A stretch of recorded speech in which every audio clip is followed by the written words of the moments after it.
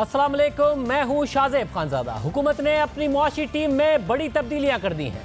पहले नया मुशीर खजाना लाए और अब नए गवर्नर स्टेट बैंक और चेयरमैन FBI की तकर्री कर दी है। ये बहुत अहम ओहदे हैं क्योंकि IMF का वफ्द पाकिस्तान में है। मुज़ाकरात का हतमी राउंड चल रहा है। स्टेट बैंक का गवर्नर IMF से मुआहदे पर भी दस्तखत करता है, जबकि FBI के चेयरमैन ने रेवेन्यू कलेक्शन के हवाले से IMF से बात करनी है और IMF के साथ बातचीत में ये सबसे अहम नुक्ता है। इसलिए दोनों तकर्रियां बहुत अहम हैं। हुकूमत ने अचानक governor state bank Tariq Bajwa से इस्तीफा लिया और उनकी जगह IMF के ओहदेदार रजा बाकिर को गवर्नर स्टेट बैंक तैनात कर दिया। इसके अलावा चेयरमैन FBI जहां ज़ेब खान को उनके ओहदे से हटा दिया गया, उनकी जगह शब्बर ज़ैदी को तैनात किया जा रहा है।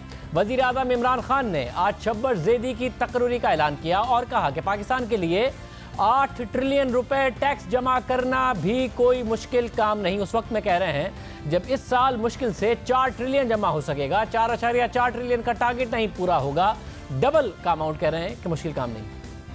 हमारा ये साल मुश्किल गुजरना था क्योंकि इसके अंदर आते साथ ही कोई भी इदारों को इतना नहीं एकदम ठीक कर सकता कि एकदम इतना बड़ा डेफिसिट और वो प्रॉफिट में चला जाए, ये नहीं हो सकता। लेकिन मैं आपको ये बता दूं कि हमें जो हम अब चेंजेस कर रहे हैं, अब हम इंशाल्लाह आज अब नया FBI का हम चेयरमैन अनाउंस कर रहे हैं, इसके नीचे एक पूरा शब्बर ज़ैदी को और तो जो अब हम प्लान लेके आ रहे हैं, मेरे ख्याल में कि पाकिस्तान में 8 ट्रिलियन रुपया इकट्ठा करना मुश्किल नहीं है।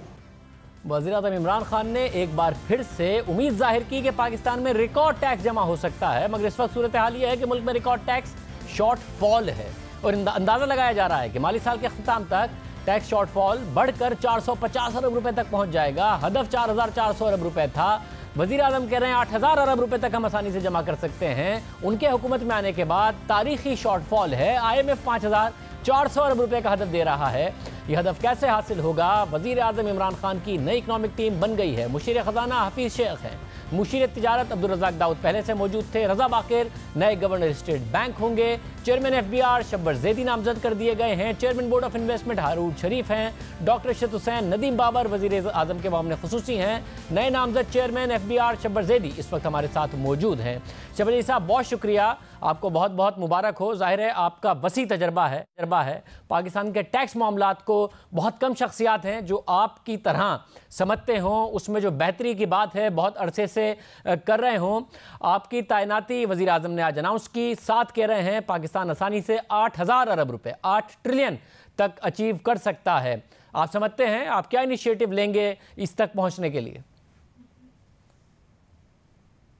देखिए, मुझे बहुत बड़ी जिम्मेदारी सौंपी है वज़ीर आज़म साहब ने और ये पाकिस्तान की बका का मामला है। अगर हम अपने रेवेन्यू को सही नहीं कर सके और मैं कोशिश करूंगा कि वज़ीर आज़म की तवक्कुआत से पूरा उतरूं और जो हमारी खराबियां पैदा हो चुकी हैं टैक्स सिस्टम में उसको दूर करूं। अगर बाकी अल्लाह की मदद चाहिए इसके लिए, 5,000 आवाम का सपोर्ट चाहिए। बिल्कुल, 5,400 अरब रुपए खुद IMF कह रहा है, 8 ट्रिलियन वज़ीर आज़म कह रहे हैं। की एरियाज क्या होंगे जिनको आप टारगेट करेंगे? आपका तजर्बा बहुत वसी है जैसे कि मैंने जिक्र किया। देखिए, हमारा बुनियादी की एरिया ये है कि हमारा जो FBI है या टैक्स कलेक्शन सिस्टम है उस पर लोगों का ट्रस्ट डेफिसिट हो गया है। लोग उनकी क्रेडिबिलिटी पे ट्रस्ट नहीं करते कि वो जो कुछ कह रहे हैं या कर रहे हैं वो ट्रस्ट डेफिसिट है। अब जरूरी नहीं कि वो हमारी FBI की गलती से है या रीजनल की गलती से है, मगर एक आपको ब्रिजिंग गैप चाहिए जो ट्रस्ट को क्रिएट कर सके।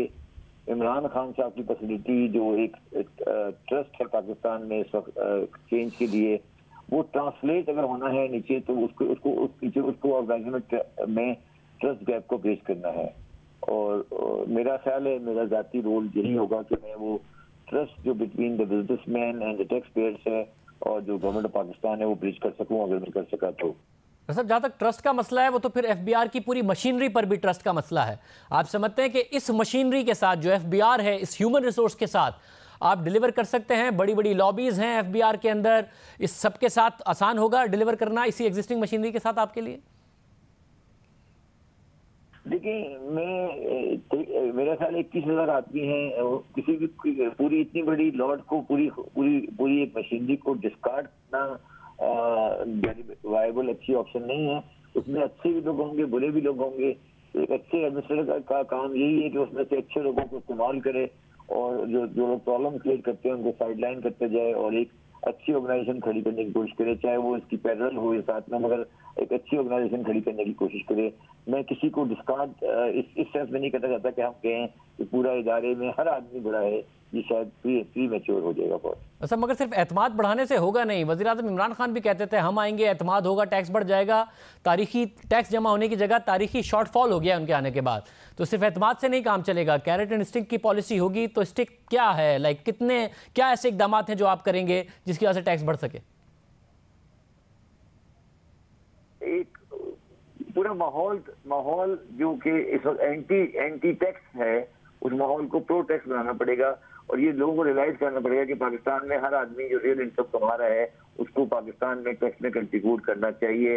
اور پاکستان میں اب کوئی اور راستہ نہیں ہے کہ ہم ٹیکس کی بیس کو بڑھائیں. اس کے علاوہ ہمارے پاس کوئی راستہ موجود نہیں ہے اگر ہم پاکستان کو ترقی دینا چاہتے ہیں آگے دنوں میں. اور ریفارمز کے بغیر، ریسٹرکچرنگ کے بغیر ہوگا نہیں. مگر اگلے سال کا سب سے بڑا چیلنج 5,400 ارب روپے IMF کا ہے، وہ ہو سکتا ہے اچیو؟ لیکن میں اس وقت کمنٹ نہیں کر سکتا. یہ تو آتی رہیں گی، پھر ڈیلے بعد میں بات کر لیں گے آرام سے کسی وقت. مطلب آخر میں کم از کم آپ سے یہ توقع کریں، آپ جیسی شخصیت سے جن کا وسیع تجربہ ہے، کہ پاکستان میں ٹیکس کے نمبرز تو بڑھتے رہے ہیں. پچھلے 5 سال میں بھی ڈبل ہو گیا تھا نون لیگ کے دور میں تقریباً، مگر ریسٹرکچرنگ اور ریفارمز نہیں ہوئے. کہ آپ ایک باقاعدہ طور پر پاکستان کے ٹیکس سسٹم میں ریفارم کریں گے، ریسٹرکچر کریں گے اس پورے نظام کو؟ جی، میرا یہ خواہش ہوگی کہ پاکستان میں ٹیکس کے سسٹم کو آٹومیشن اور انٹر پرسنل بیسس پہ لے کے جایا جائے. میں دوبارہ ریپیٹ کر لیتا ہوں، آٹومیشن کو میکسیمم استعمال کیا جائے اور انٹر پرسنل انٹریکشن کو کم سے کم کیا جائے. آج ہمارا مسئلہ یہ ہے کہ انٹر پرسنل انٹریکشن نے پاکستان میں ٹرسٹ کو کھو دیا ہے. تو یہ دو بنیادی اگر ہم چیزیں اچیو کر سکیں، آٹومیشن اور انٹر پرسنل انٹریکشن کو کم سے کم کر سکیں، تو میرا خیال ہے کہ جو ہمارا الٹیمیٹ آبجیکٹو ٹرسٹ ڈیفیسٹ والا ہے وہ فلفل ہو جاتا ہے. بہت شکریہ شبر عزیز صاحب ہمارے ساتھ. پاکستان میں ایک جانی مانی شخصیت ہے. ٹیکس معاملات کے حوالے سے ان کی تقرری کو تو سراہا جا رہا ہے، مگر حکومت کی جانب سے گورنر اسٹیٹ بینک کی تقرری پر اعتراضات سامنے آ رہے ہیں. شدید تنقید ہو رہی ہے کیونکہ گورنر اسٹیٹ بینک رضا باقر اس تقرری سے پہلے IMF کے عہدے دار تھے. اس لیے اپوزیشن کا سخت اعتراضات سامنے آ رہا ہے اور اپوزیشن سمجھتی ہے کہ یہ معاملہ مفادات کے ٹکراؤ کا ہے. سابق صدر آصف علی زرداری نے گورنر اسٹیٹ بینک کی تقرری پر کہا کہ اب تو لگتا ہے IMF کا آفس پاکستان شفٹ ہو رہا ہے. IMF تو اب مجھے لگتا ہے کہ ان کا ہیڈ آفس شفٹ ہو رہا ہے پاکستان میں، اور IMF کے لوگ اگر ہمارے ہاں اس طرح بیٹھے رہیں گے بیٹا آرام سے اور اس طرح آئیں گے، آپ کی بکس بھی دیکھیں گے، آپ کے اسٹیٹ بینک کے اندر بھی بیٹھے ہوں گے، تو ہم کیا ملک چلائیں. اس کے علاوہ نون لیگ کے رہنماؤں خواجہ آصف اور احسن اقبال نے اس تقرری پر بات کرتے ہوئے کہا کہ حکومت کی معاشی پالیسیاں ملک کے لیے خطرہ بن رہی ہیں. IMF پروگرام کے حوالے سے بھی بات کی. یہ کہتا تھا میں خودکشی کر لوں گا، ہم اس خودکشی کے انتظار میں ہیں، اس لیے اندر بھی احتجاج کر رہے ہیں، باہر بھی احتجاج کرتے ہیں کہ کسی بات کے اوپر تو کم از کم سٹینڈ لو. IMF اگر آ گئی ہے تو اب خودکشی بنتی ہے. انہوں نے خودکشی نہیں کی، غلامی قبول کر لی ہے. حکومت کی پالیسیاں ہیں معاشی، ہم سمجھتے ہیں کہ وہ پاکستان کی سلامتی کے لیے خطرہ بن چکی ہیں. نہ اہل ہیں، نہ تجربہ کار ہیں، نہ سمجھ ہیں، اور ان کو معاشی پالیسیوں کی الف بے نہیں پتہ.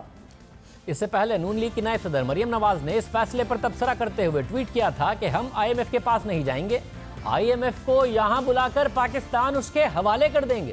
اس کے علاوہ مریم نواز نے مزید لکھا کہ اب حکومت IMF سے بات نہیں کرے گی، خود IMF ہی IMF سے سودا طے کرے گا. اس کے علاوہ اپوزیشن نے آج گورنر اسٹیٹ بینک سے زبردستی استعفیٰ لیا جانے کے خلاف قومی اسمبلی میں تحریک التوا جمع کرا دی ہے. یہ نیا تنازعہ ہے جو ملک کی سیاست میں اٹھ کھڑا ہوا ہے کیونکہ نئے گورنر اسٹیٹ بینک کا تعلق IMF سے رہا ہے. डॉक्टर रजा बाकिर मिस्र में IMF के सीनियर नुमाइंदे थे और उनकी बुनियादी जिम्मेदारी IMF के 12 अरब डॉलर्स के प्रोग्राम के लिए मुआशी इस्लाहात में मिस्री हुक्काम की मदद करना था। इसके अलावा उनकी जिम्मेदारी मिस्र और IMF के दरमियान ताल्लुकात बेहतर बनाना भी शामिल था। डॉक्टर रजा बाकिर 18.5 साल तक IMF से वाबस्ता रहे हैं, एक वसी तजर्बा रखते हैं। अब वो पाकिस्तान के मरकजी बैंक के सरबराह बना दिए गए हैं। ये तकरीर इस लिहाज से भी अहम है कि मिस्र के मुआशी हालात पाकिस्तान से मिलते जुलते रहे हैं। ब्लूमबर्ग की रिपोर्ट के मुताबिक IMF के प्रोग्राम में जाते ही मिस्री करेंसी की कदर 50% तक गिरा दी गई। IMF प्रोग्राम के दौरान मिस्र में 2016 से सितंबर 2018 के दौरान गुर्बत 35% से बढ़कर 55% हो गई।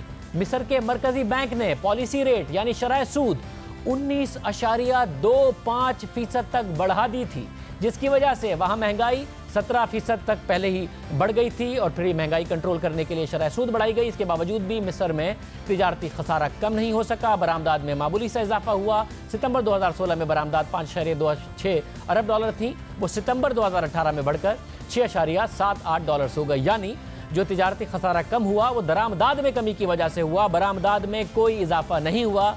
जो हालिया करेंसी गिरने की वजह से पाकिस्तान का भी हाल है कि बरामदाद नहीं बढ़ रही, दरामदाद में कमी आई है, इसलिए तिजारती खसारा कम हुआ है। द न्यूज़ में शाया होने वाली खबर के मुताबिक मिस्र के वजीर खजाना ने साबिक वजीर खजाना असद उमर को खबरदार किया था कि पाकिस्तान मिस्री मॉडल के IMF प्रोग्राम में जाने से पहले 10 बार सोच ले, क्योंकि इससे गुर्बत दुगनी हो जाएगी, महंगाई में इजाफा होगा और करेंसी की कदर में कमी के बावजूद भी बरामदाद बढ़ाने में मदद नहीं मिलेगी।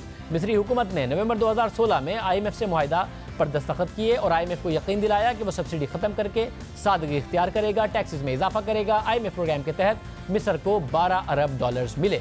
IMF के प्रोग्राम के दौरान महंगाई 30% तक बढ़ी, क्योंकि शरह जो करेंसी है वो गिरा दी गई थी, इंपोर्ट्स महंगी हो गई थी। फिर उसके बाद अब इस वक्त महंगाई की शरह 11% तक आ गई है, यानी अभी भी महंगाई की शरह डबल डिजिट यानी 10% से ऊपर ही है। गैर मुल्की ज़खायर में इजाफा हुआ, जो 2016 में 15 अरब डॉलर्स थे वो बढ़कर 44 अरब डॉलर्स हो गए और 6 साल तक कम शरह नमू के बाद अब मईशत बेहतर हो रही है। मगर एक मसला फिर मंडला रहा है, जैसे जैसे मईशत में बेहतरी के आसार मिस्र में आए हैं तो दोबारा तिजारती खसारा बढ़ना शुरू होने के आसार भी आ गए हैं, क्योंकि जैसे ही मईशत बेहतर हो रही है दरामदाद में फिर इजाफा होना शुरू हो गया है, बरामदाद में इजाफा नहीं हुआ है।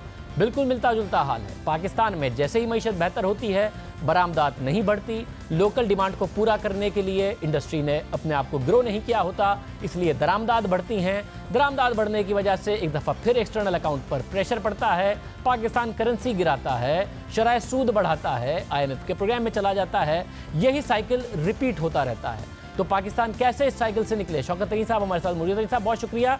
पहले तो ज़ाहिर है हुकूमत की नई मुआशी टीम पर तनकीद हो रही है, आप कैसे देख रहे हैं? Governor state bank, chairman FBR, एक नई मुआशी टीम, उससे पहले हफीज़ शेख साहब भी आए। आपको लगता है एक अच्छी मुआशी टीम है या जो अपोजिशन तनकीद कर रही है वो दुरुस्त है?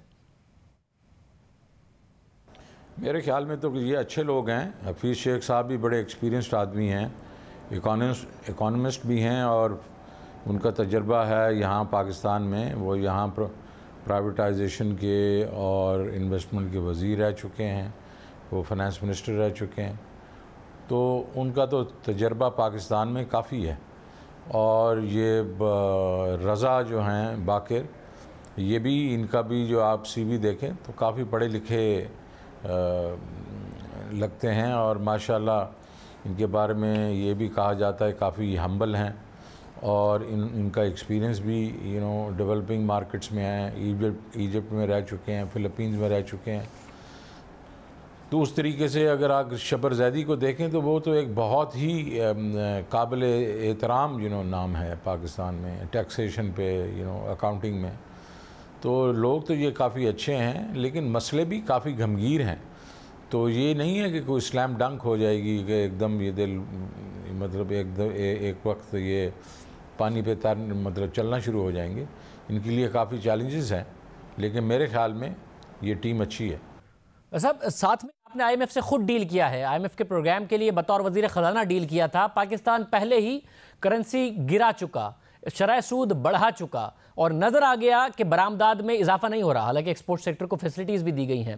اب باقر صاحب کیونکہ مصر میں آئی ایم ایف کے نمائندے تھے، اس لیے یہ بات ہو رہی ہے کہ مصر والا ماڈل پاکستان پر نہ اپلائی کیا جائے۔ اگر اپلائی ہوتا ہے تو کیا ہی کرنسی مزید نہ گرا دیں، شرح سود اور نہ بڑھا دیں، مہنگائی کا ویسے ہی پریشر آئے گا، کرنسی گر گئی تو پاکستان کی معیشت اسے برداشت کر پائے یا نہ کر پائے۔ آپ کو لگتا ہے کہ مصر کا ماڈل ہی پاکستان پر اپلائی ہونا چاہیے یا بہتر ہے کہ پاکستان اس حوالے سے نیگوشیٹ کرے؟ میں اس کے حق میں نہیں ہوں، میں صرف چاہوں گا کہ پاکستان کی جو اپنی کنڈیشنز ہیں اس کے تحت ہی ایک آئی ایم ایف پروگرام جو ہے اس کو ترتیب دیا جائے، اور اس کے بیچ میں ٹھیک ہے سمٹم شاید وہی ہوں، لیکن ہمارا ایشو جو ہے وہ بھی ہمارا جو ہے وہ فسکل ڈیفیسٹ کا ایشو ہے بہت بڑا، جب ریونیو ہمارے جو ہیں وہ تقریباً 11 سے 12% ہیں اور وہ بڑھنے ہیں، اور جب تک ہم 20% تک نہیں جائیں گے تو ہم وہ جو ریسورسز نہیں فری اپ کر سکیں گے ڈیولپمنٹ کے لیے۔ اور دوسری چیز یہ ہے کہ بینکنگ سیکٹر کا جو اس وقت جو ٹوٹلی ڈیفیسٹ کو فائنانس کر رہے ہیں وہ پرائیویٹ سیکٹر کو فائنانس کرے گی۔ دوسرا ہمارا ایکسٹرنل اکاؤنٹ کا ایشو ہے، اور اس میں ان کے ساتھ ہماری کافی سملیرٹیز ہیں کہ ہماری ایکسپورٹس بھی ہیں وہ بھی کافی ریجڈ ہیں، اور اس میں بھی کوئی زیادہ وسعت نہیں ہے، اور کموڈٹی بیسڈ ہیں اور ویلیو ایڈیشن کم ہے۔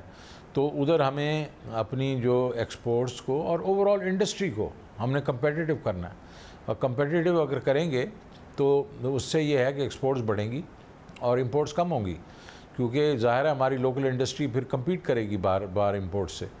تو یہ تو کرنا ہی ہے ہم نے، اور اس کے بیچ میں تو ایف بی آر کا بھی بہت بڑا حصہ ہے۔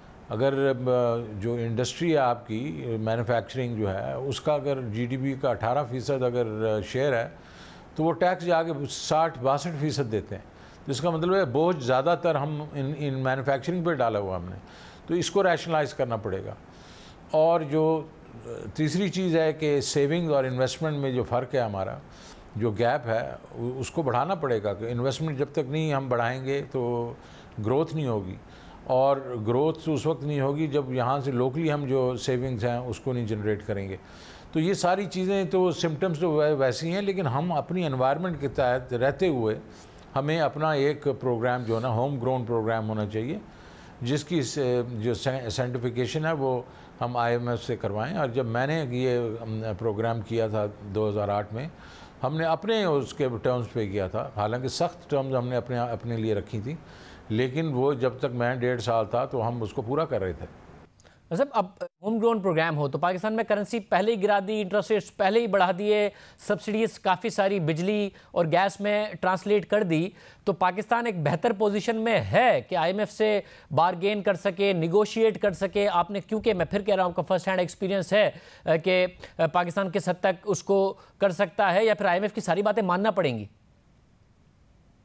نہیں، میرے خیال میں بالکل روم ہوتا ہے، اور آپ کو ان کو کنونس کرنا پڑتا ہے کہ یہ تو بلکہ ان کے لیے تو اچھی بات یہ ہو گئی ہے کہ انہوں نے یہ کر کے دیکھ لیا ہے، اور اس کے اوپر جو ہے ایکسپورٹس نہیں بڑھی، تو یہ ان کو ایک قسم کا پریسیڈنٹ ہے ان کے پاس کہ ہم نے جو ہے 32% ہم نے گرایا ہے اپنا جو روپے کو، اور ایکسپورٹس پہ زیادہ فرق نہیں پڑا، تو اگر اور زیادہ گرا دیں گے تو اس سے بھی زیادہ فرق شاید نہ پڑے، تو اس لیے ہمیں کچھ اور طریقہ کار اپنانا پڑے گا، جس کے بیچ میں جو اسٹرکچرل جو ڈیفیشنسیز ہیں ہماری انڈسٹری میں، ہماری ایکسپورٹس میں، ان کو ہمیں ان کی طرف توجہ دینی پڑے گی، اور انسینٹیوائز کرنا پڑے گا ویلیو ایڈیشن کو، اور انڈسٹریز کو لے کے آنا پڑے گا ایکسپورٹس کے بیچ میں۔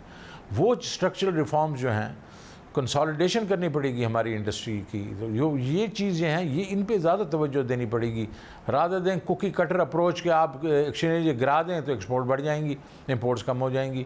یار یہ تو ہر جگہ اس طرح اگر ہو جاتا تو بہت ہی سمپل ہو جاتا، تو اس لیے بہت ملکوں میں آئی ایم ایف کے پروگرام فیل ہو گئے ہیں، کیونکہ انہوں نے کوکی کٹر اپروچ اپنائی ہے۔ ہمیں چاہیے کہ ہم اس کو سوچ سمجھ کے ایک آئی ایم ایف پروگرام کو ایگری کریں تاکہ وہ ایک سکسیسفل پروگرام ہو۔ बहुत शुक्रिया शौकत तरीन साहब दे रहे थे। टीम भी कह रहे हैं कि इस वक्त हुकूमत की अच्छी बन गई है। Governor state bank, chairman FBR, इसके अलावा मुशीर ख़जाना शहबाज राना इस वक्त हमारे साथ मौजूद हैं, नुमाइंदा एक्सप्रेस ट्रिब्यून। शहबाज बहुत शुक्रिया। क्या रहा है इस्लामाबाद में? IMF की टीम मौजूद है, ख़तरात अब ज़ाहिर हैं कि और जो बातें अपोजिशन कर रही है कि मिस्री मॉडल ना हो और करेंसी ना गिर जाए और ज़्यादा मामलात ना ख़राब हों, कहाँ मामलात पहुँचे IMF के साथ? शाहजेब साहब, जो भी किसी कंट्री के लिए प्रोग्राम डिसाइड होता है उसका जो बेसिक डिज़ाइन है वो वाशिंगटन में बनता है। उस डिज़ाइन के ऊपर जो भी कंट्री रिप्रेजेंटेटिव होता है, जैसे पाकिस्तान में टेरेसा दाबान, वो स्पेनिश खातून है, वो पाकिस्तान में कंट्री रिप्रेजेंटेटिव IMF की। डॉक्टर रज़ा बाकिर साहब थे, वो मिस्र में थे, वो IMF के रेप थे। तो इनका जो काम होता है वो इतना इस हद तक लिमिटेड होता है कि ये नेगोशिएट तो कर रहे होते हैं, लेकिन उसके नेगोशिएशंस के और जो डिज़ाइन होता है प्रोग्राम के, उसके जो ब्रॉडर पैरामीटर्स हैं वो वाशिंगटन से आते हैं। इन्होंने उस पैरामीटर्स के अंदर रह के मुज़ाकरात करने होते हैं, जो कंसेशंस देनी होती हैं ये अपनी तरफ से भी कोई कंसेशन नहीं दे सकते। उसके बाद जो प्रोग्राम फाइनल होता है वो फाइनल होने के बाद वो प्रोग्राम IMF की सीनियर मैनेजमेंट के पास जाता है, वहाँ से वेट होता है और उसके बाद IMF का जो बोर्ड है वो अप्रूव करता है। तो ये कहना कि एक मिस्र का मॉडल पाकिस्तान में ऑटोमेटिकली इंप्लीमेंट हो जाएगा, वो शायद इसलिए तो ऑटोमेटिकली इंप्लीमेंट होता हुआ नजर आए क्योंकि वो मॉडल मिस्र वाला मॉडल भी और पाकिस्तान का भी जो मॉडल होगा वो वाशिंगटन में बनेगा। पाकिस्तान में आगे क्या होने जा रहा है हम सबको पता है, हुकूमत इस बारे में इंडिया भी दे चुकी है कि एक flexible market based exchange rate regime implement होने जा रहा है, जिसका मतलब ये है कि जो स्टेट बैंक ऑफ पाकिस्तान का जो रोल होगा रुपए की कदर को डिटर्मिन करने में वो बहुत लिमिटेड होगा।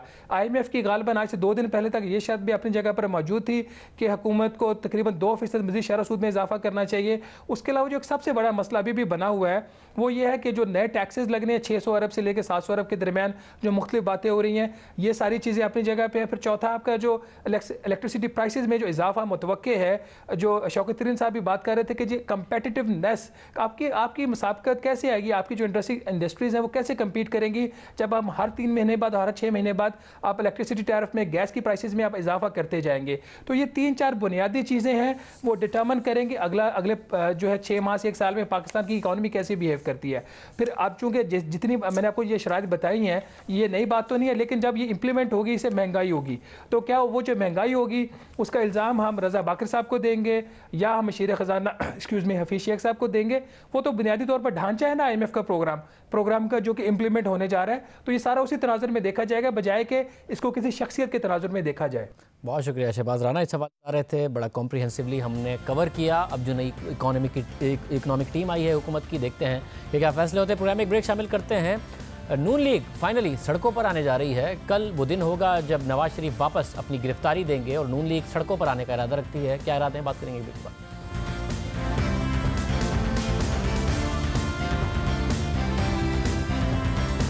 जितने दिन गुजरेंगे इतना मामला मुश्किल होता जाएगा, क्योंकि ये तो फेल हो चुके ना।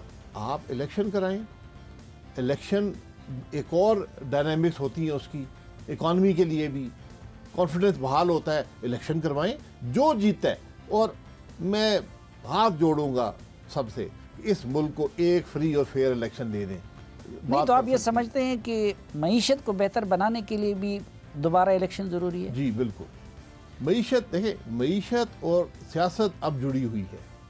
वो ज़माने चले गए जब मईशत और सियासत 2 अलग चीज़ें हुआ करती थी। अब मईशत का दारोमदार मुल्क की सियासत पर है। मुल्क में इंस्टेबिलिटी होगी, मईशत भी नीचे जाएगी।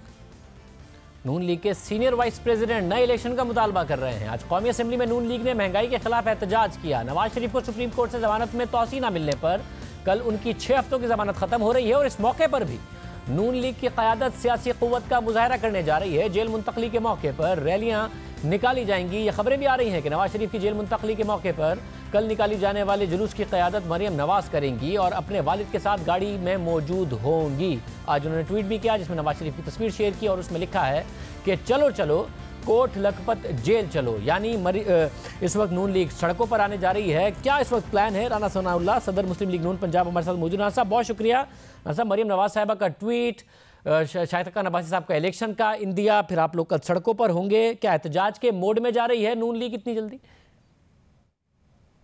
देखें, नून लीग ने एज सच कोई अभी फैसला नहीं किया और कल जब मियां नवाज शरीफ ख़ुद को सरेंडर करने के लिए कोट लखपत जेल जाएंगे تو پوری قوم کے لیے یہ ایک انتہائی جو ہے وہ قابل افسوس اور تشویقناک باعث تشویش جو ہے یہ وقت ہوگا کہ ایک آدمی جس نے اس ملک کو ایٹمی قوت بنایا، جس نے اس ملک سے اندھیرے دور کیے، جس نے اس ملک کی خدمت کی اور اس ملک کے عوام نے 3 مرتبہ اسے اپنے مینڈیٹ سے نوازا، اسے صحت کے پرابلم کے پیش نظر جو ہے اتنا مہلت نہیں ملا، وقت نہیں ملا کہ اسے جو ہے وہ اپنا علاج جو ہے وہ کروا سکے۔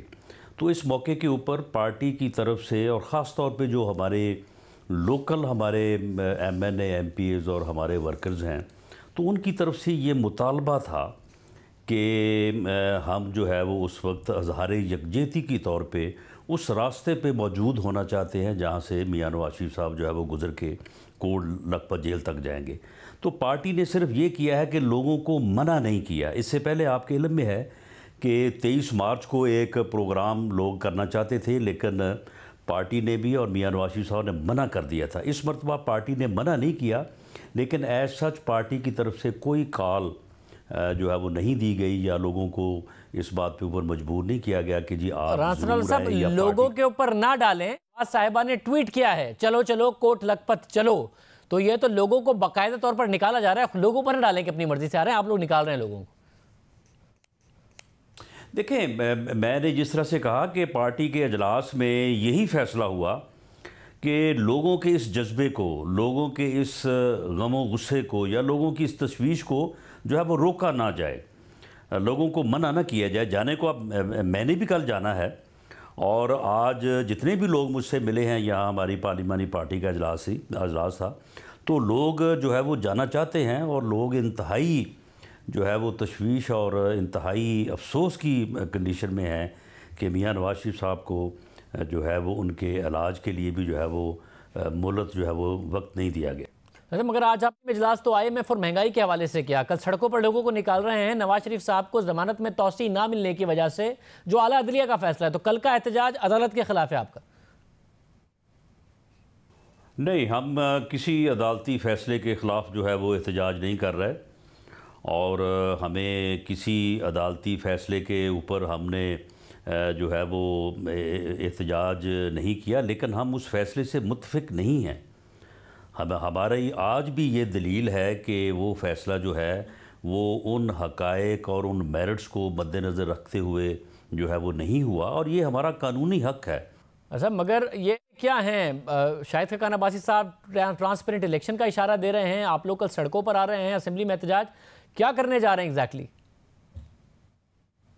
دیکھیں شاہ زیب، لوگ ہمارے حلقوں میں جب ہم جا رہے ہیں تو یہ جو جعلی مینڈیٹ کی پیداوار ہیں، جن کو جو ہے وہ گھر بیٹھے بٹھائے جتا دیا گیا اور جن کی الیکشن کمپینیں بھی جو ہے وہ خود بخود ہی ہوتی رہی ہیں، ان کو تو کوئی، یہ تو اپنے حلقوں میں نہیں جاتے۔ ہم جب جا رہے ہیں تو لوگ ہم سے پوچھ رہے ہیں کہ جی جب یہ جو ہے یہ اب IMF جو ہے، یعنی پہلے تو یہ تھا نا کہ 70 سال IMF کے پاس آپ جاتے رہے ہیں کہ جی ہماری مدد کریں، ان کے پریشرز آپ کے اوپر ہوتے رہے، اب تو انہوں نے آ کے ٹیک اوور کر لی ہے، آپ کے اسٹیٹ بینک کو بھی ٹیک اوور کر لیا، آپ کی وزارت کو بھی جو ہے وزارت خزانہ کو بھی، اکانومی کو بھی ٹیک اوور کر لیا ہے۔ تو لوگ اس وقت جو ہے ہم ارریلیونٹ ہو جائیں گے اگر ہم لوگوں کی باتوں کے اوپر دھیان نہیں دیں گے، اگر ہم مہنگائی کے اوپر، ہم اگر جو اکانومی کی صورتحال ہے، اب اگر ڈالر یہ چلا گیا 200 کے اوپر، اور جو صورتحال نظر آ رہی ہے پنجاب میں اکتوبر نومبر میں تنخواہ دینے کے لیے پیسے نہیں ہوں گے گورنمنٹ کے پاس، تو پھر اس کے بعد اگر ہم نہیں نکلیں گے یا ہم لوگوں کے ساتھ کھڑے نہیں ہوں گے تو پھر ہمارا کیا حشر ہوگا؟ رانا سیاست بچانے کے چکر میں اور اپنے حشر کے چکر میں حاصل کیا کر لیں گے؟ معیشت تو ٹھیک ہو نہیں جائے گی۔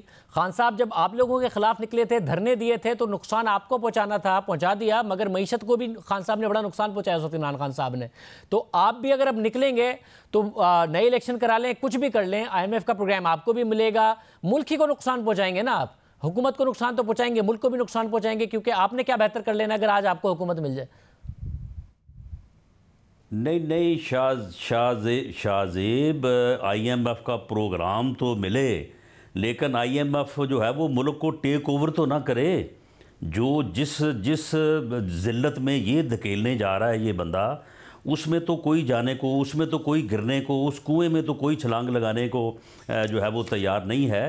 راسل صاحب بہت شکریہ۔ نون لیگ سڑکوں پر آنے کی بات کر رہی ہے، دوسری طرف حکومت اس بات سے خوش نہیں ہے کہ مریم نواز کو کیوں نون لیگ کا نائب صدر بنایا گیا، اعتراض کر دیا ہے اور اس کو عدالت میں چیلنج کرنے پر قانونی مشاورت جاری ہے۔ نیوز کے ذرائع کے مطابق وزیر خارجہ شاہ محمود قریشی کا موقف ہے کہ عدالت سے سزا یافتہ ملزم کو پارٹی عہدہ نہیں دیا جا سکتا۔ ایون فیلڈ ریفرنس میں سزا ہوئی تھی، پھر ہائی کورٹ نے سزا معطل کر کے ضمانت دی تھی۔ قمر دلشاد سابق secretary election commission of Pakistan ہمارے ساتھ موجود ہیں۔ قمر دلشاد صاحب بہت شکریہ۔ سزا یافتہ ہیں مریم نواز صاحبہ، پھر سزا معطل ہوئی، نائب صدر بن گئی ہیں، قانونی حوالے سے کیا کہتا ہے؟ کنوکشن ان کی اپنی جگہ پر موجود ہے یا سزا معطل ہونے کے ساتھ ساتھ وہ بن سکتی ہیں پارٹی کی نائب صدر یا کوئی اور عہدہ؟ اصولی طور پر چونکہ سپریم کورٹ آف پاکستان نے ان کی سزا کے بارے میں جو اسلام آباد ہائی کورٹ کے بارے میں سزا دی تھی تو وہ انہوں نے اس کے باقاعدہ ریلیف دیا، یعنی اسلام آباد ہائی کورٹ نے ان کو ضمانت دی اور اس کی توثیق کر دی سپریم کورٹ آف پاکستان نے۔ اب قانون کی نظر میں جو ہمارا ایک آرٹیکل ہے، بہت امپورٹنٹ آرٹیکل ہے، وہ ہے 163 اور G 1F اور H۔ اس میں یہ ہوتا ہے کہ باقاعدہ ٹھیک ہے، اگر سزا یافتہ کوئی شخص ہو تو اس کو باقاعدہ پابندی ہے، باقاعدہ وہ انتخاب میں حصہ نہیں لے سکتا اور وہ کسی پارٹی کا عہدیدار نہیں بن سکتا۔ لیکن یہاں جب اس کو انہوں نے ضمانت دے دی تو ضمانت دینے کے بعد وہ مجرم سے ملزم کی حیثیت اختیار کر گئے، تو اس لحاظ سے ان کو جو موجودہ جو قوانین ہیں اس پر اطلاق نہیں ہوتا اور وہ کسی پارٹی کی صدر بھی بن سکتی ہے، وائس پریزیڈنٹ ان کو اگر نامزد کیا گیا ہے تو وہ بھی عہدہ برقرار رکھ سکتی ہے اس وقت تک جب تک سپریم کورٹ آف پاکستان یا اسلام آباد ہائی کورٹ ان کو وہ ضمانت جو ہے وہ کالعدم نہیں کر دیتی یا منسوخ نہیں کرتی یا واپس نہیں لے لیتی۔ اب اس کی حیثیت جو ہے مریم نواز کی وہ ایک ملزم کی حیثیت ہے، مجرم کی حیثیت اب نہیں رہی۔ مگر یہ کیسے ہے کیونکہ معطل ہوئی ہے؟ کیا فیصلہ جو بنیادی اپیل ہے فیصلے کے خلاف وہ تو اپنی جگہ پر اسلام آباد ہائی کورٹ میں موجود ہے، تو وہ کنوکٹ ہیں یا نہیں ہیں؟ لیکن کنوکٹڈ تو ہیں، سب کچھ ہے، لیکن اس کی حیثیت شاہ زیب صاحب ملزم کی ہو گئی ہے۔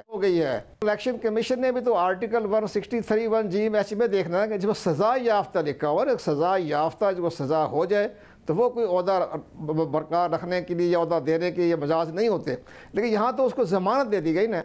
بہت شکریہ قمر دلشاد صاحب۔ رہتے پروگرام میں ایک بریک شامل کرتے ہیں اور بات کریں گے کیسے مسئلے کی جو ہر سال کھڑا ہو جاتا ہے حل نہیں ہوتا، پھر اگلے سال کھڑا ہو جاتا ہے۔ بریک کے بعد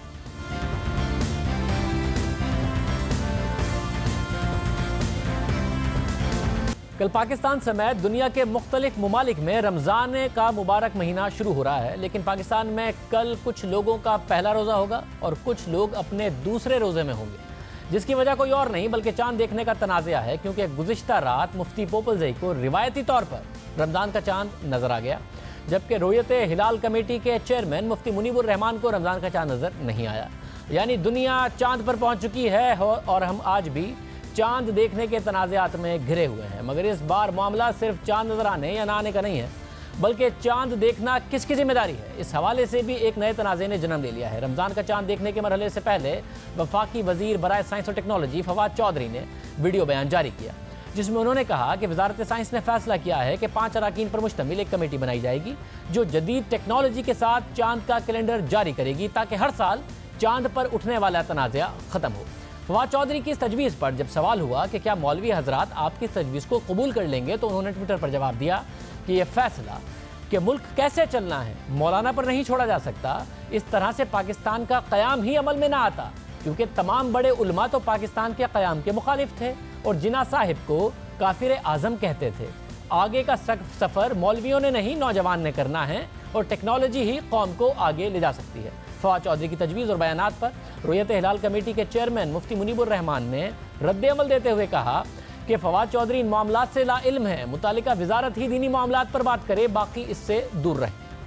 فواد حسن چودھری کی اپنی نظام سے لا علمی کا عالم یہ ہے کہ deputy chief manager space science سفار کو مرکزی رویت ہلال کمیٹی کے ممبر ہیں اور محکمہ موسمیات فنی معاونت کے لیے موجود ہوتا ہے۔ جو متعلقہ وزیر ہیں دینی معاملات پر وہ بات کرے، ہر وزیر جو دین کی حساسیت کو نہیں جانتا نہیں سمجھتا تو انہیں دینی معاملات پر تبصرہ کرنے کا فری لائسنس نہیں ملنا چاہیے۔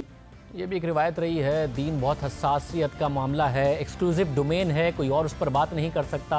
इस मुल्क में इस किस्म की बातें कर दी जाती हैं। मुफ्ती मुनीबुर रहमान के बयान पर फवाद चौधरी ने भी जवाबी रद्द-ए-अमल दिया और कहा कि मैं उलमाए कराम का एहतराम करता हूँ, मैंने अपनी राय दी है, हर किसी का इससे इत्तफाक करना ज़रूरी नहीं। फवाद चौधरी ने कहा कि रमज़ान और ईद का चांद देखने के लिए 40 लाख रुपए खर्च करना कहाँ की दानिशमंदी है। कम से कम रोयत हिलाल कमेटी को ये काम रज़ाकाराना तौर पर करना चाहिए। दुनिया भर में चांद देखने का अमल बिना किसी मुआवजे के किया जाता है। बहरहाल इस बहस ने सर उठा लिया है कि चांद देखने का अमल मजहबी मामला है या साइंसी मामला है। जदीद दौर में तो साइंस ही इन सारे मामलात को देखती है और परखती है। माजी में जब हमने मारूफ स्कॉलर जावेद अहमद गांधी से सवाल किया था तो उन्होंने भी इस्लामी कैलेंडर की बात की और कहा कि चांद देखने का अमल मजहबी नहीं बल्कि साइंसी। किस तरीके से चांद के मसले को हल किया जाए, हम ये हल नहीं कर पा रहे। महकमा मौसमियात को कहा जा रहा है कि जी आप कोई खबरें ना बताइएगा, हमें चांद देखने दें। ये मजहबी मसला है, साइंसी मसला है, क्या किस तरह हल करें? मैं तो बरसों से ये बता रहा हूँ कि ये मजहब का मसला ही नहीं है, ये इल्म फलकियात का मसला है। इसमें उसी के माहिरीन को राय देनी चाहिए, उन्हीं की राय को हतमी होना चाहिए और वो पहले से अब आपको साइंस की तरक्की के नतीजे में बता सकते हैं कि चांद की पैदाइश कब होगी, महीना कब शुरू होगा, कब खत्म हो जाए। कैलेंडर बनना चाहिए ताकि हम हिजरी तकवीम को अपने यहाँ राइज कर सकें। अल्लाह ताला जब नए ज़राए पैदा कर देता है तो उनसे फ़ायदा उठाना चाहिए।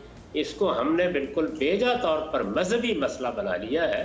ये इल्म फलकियात का मसला है। कैलेंडर बनाइए, उसके मुताबिक ईद भी कीजिए, मुताबिक रमज़ान भी शुरू कीजिए।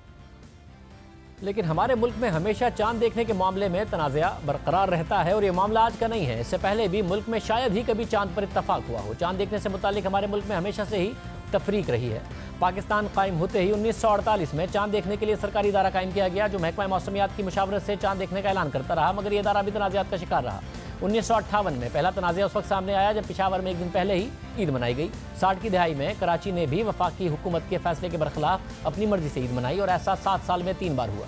60 की पूरी दहाई में चांद देखने के मामले पर तनाज़ात बरकरार रहे। फिर 1974 में भुट्टो दौर में कौमी असम्बली में करारदाद के जरिए मरकज़ी रोयत हिलाल कमेटी बनाई गई। साथ ही 4 जोनल रोयत हिलाल कमेटियाँ कायम की गईं और मरकज़ी रोयत हिलाल कमेटी को पाबंद किया गया कि वो तनाज़े से बचने के लिए जोनल रोयत कमेटियों के मशवरे से ऐलान करेगी। साथ ही ये भी तय किया गया कि रोयत हिलाल कमेटी एक खातून समेत 9 अरकान पर मुश्तमिल होगी। मरकज़ी हिलाल कमेटी के क़याम के बाद भी तनाज़ात अपनी जगह बरकरार रहे, अब तक जारी हैं।